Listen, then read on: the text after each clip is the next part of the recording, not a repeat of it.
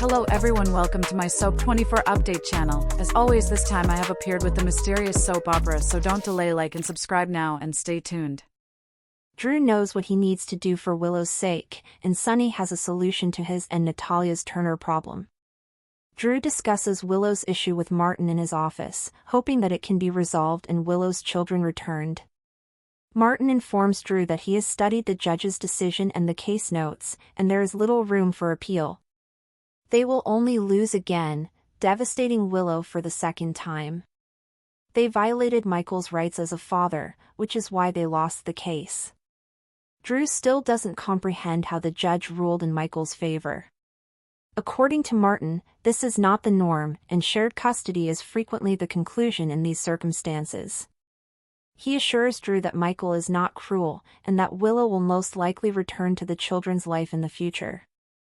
Drew is unsure, as Michael has made it obvious that as long as he is present, this will not happen. Drew is also aware that he has been depicted as a pariah who cost Willow everything. If he takes Scout, relocates to DC, and permanently leaves Willow's life, Michael may provide Willow access to her children. He's beginning to question if Willow would be better without him. Maxie sets Lulu straight. Lulu arrives at Maxie's house and is surprised that Maxie invited her over, let alone that she is still talking to her, considering she may be the last person remaining. Maxie claims she's been in her shoes before, meddling in other people's personal affairs. Lulu claims Gio now understands the truth and has a large family that adores him. She doesn't believe she'd done anything wrong. However, Maxie reminds out that Lulu violated a dying woman's will by destroying Joe's memories of his mother.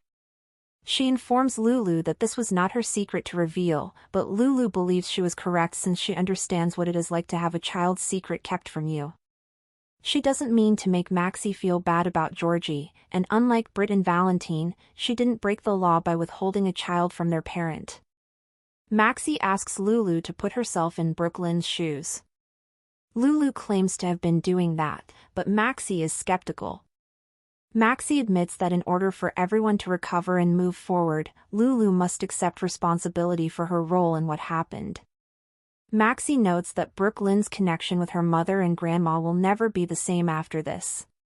Lulu claims it is not her fault, as Lois and Gloria lied. Brooklyn isn't giving up. Brooklyn takes Maxie's call at the Quartermain house. Maxie explains she needs to work from home due to her children and invites Brooklyn to meet at her house. Brooklyn is delighted too. She then informs Tracy that she's going to Maxie's house to do some work for deception. Tracy is relieved since it will take her mind off other issues, such as her ill-conceived vendetta against Lulu. Brooklyn makes it obvious that she will not let anything go, and Tracy says that if anyone other than Lulu assaulted her or her kid, she would be willing to go to war to protect her family. Tracy says she's not incorrect, but she and her friends just want her to heal, and thinking about retribution isn't healthy for her. Brooklyn returns to Maxie's, finds her rival, and immediately accuses Lulu of planning and using Maxie to get her here today. Maxie claims she is the one who planned this all on her own, and that this feud must end since it is harming others they care about, not just them. Maxie reminds out that Tracy loves them both, that Dante is the father of both of their children, and that this arguing would eventually harm Gio and Rocco's relationship.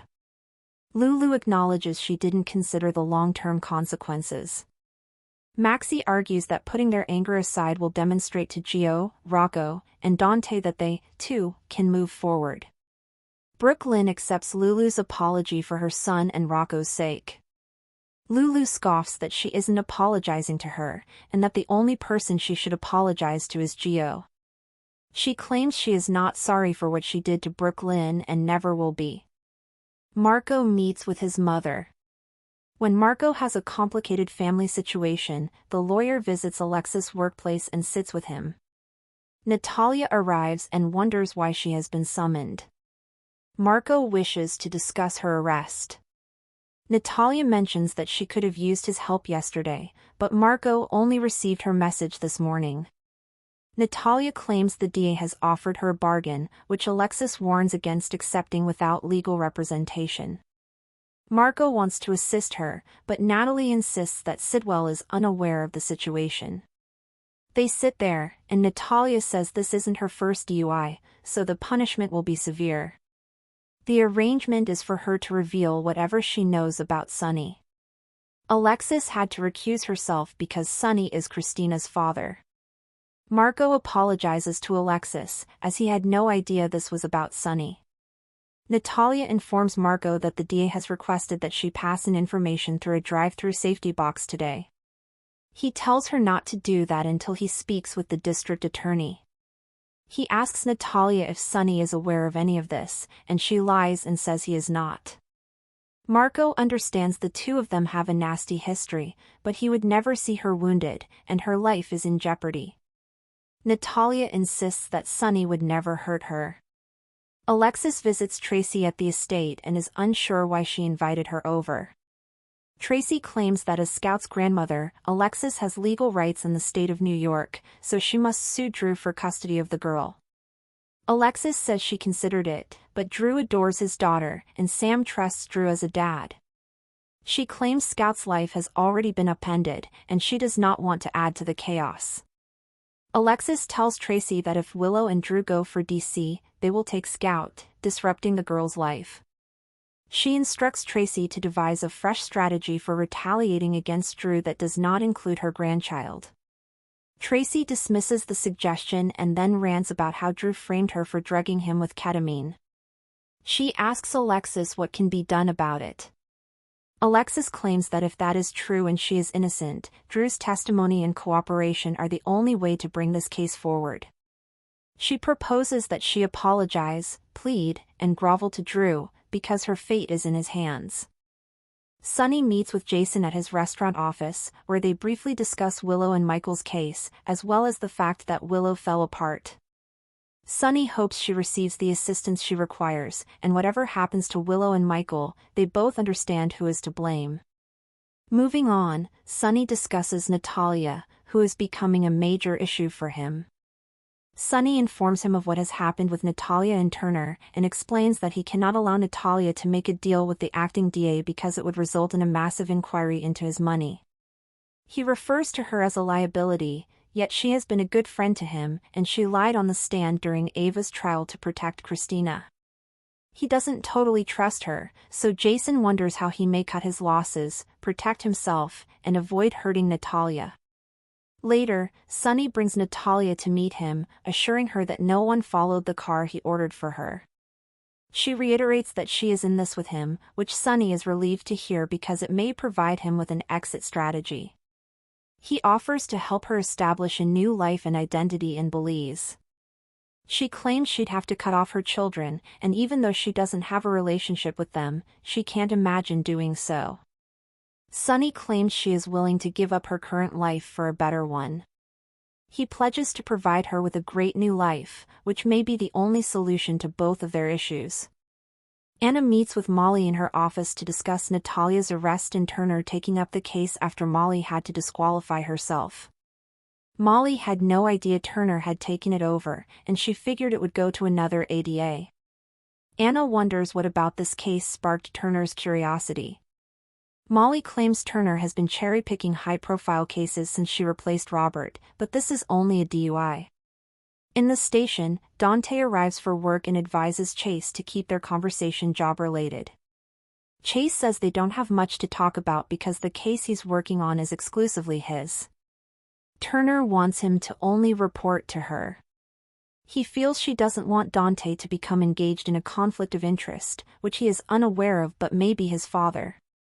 Dante will not stand for this and goes to see Anna, who has not heard about the matter yet.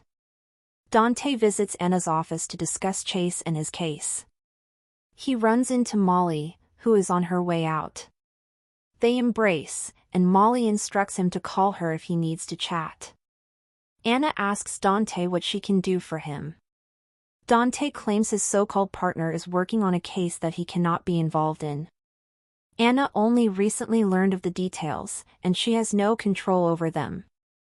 Dante claims he believes Chase told him the truth. Anna thinks he normally does, but Dante isn't sure anymore. He apologizes because this is a family matter and he should not have taken it to work. Anna believes it is too late for that, and she can't help but think this is about what happened at the nurses' ball. Dante admits that his life has been flipped upside down, and he now has a 22-year-old son whom he knew nothing about. As they chat, Dante senses Anna siding with Chase and Brooklyn. Anna isn't, but she feels for Brooklyn since she hid the truth about Robin from Robert. She reminds Dante that while he has every right to be furious and deceived, he was not in Brooklyn's shoes, and being a mother is never easy. She got lucky since Robert and Robin forgiven her. She informs him that Robert was more concerned with the relationship he and Robin shared than with the history he missed and couldn't change. Dante isn't sure he can handle it. Anna insists that he keep his relationship with his partner professional at all times. Dante returns to the station room. He assures Chase that he is correct, and that he is not on this case. Dante becomes agitated, and Chase advises him to calm down. Dante yells at him not to tell him what to do, because he knew he had a son but didn't tell him. Chase was merely following his wife's wishes. Dante believes Chase should have stood up to Brooklyn and demanded the truth. Chase exclaims that he does not give commands to his wife, and it is not his secret to reveal. Anna finally comes to break up their dispute, realizing that some changes must be made. Molly returns to Alexis' workplace to meet her mother, but Margot says she has walked out. Molly introduces herself, and he mentions that he was about to call her to discuss Natalia Ramirez's case. She says she can't help him because acting DA Turner took over the case. He asks if she has any ideas for dealing with her. She tells him Turner is fair but harsh, has political ambitions, and typically gets what she wants. Drew's next big move. Jason meets with Drew at his office. Drew needs Jason's assistance, and it is concerning Michael. He wants to make things better for everyone, but he knows Michael will not listen to him. He wants Jason to deliver a proposal to Michael on his behalf.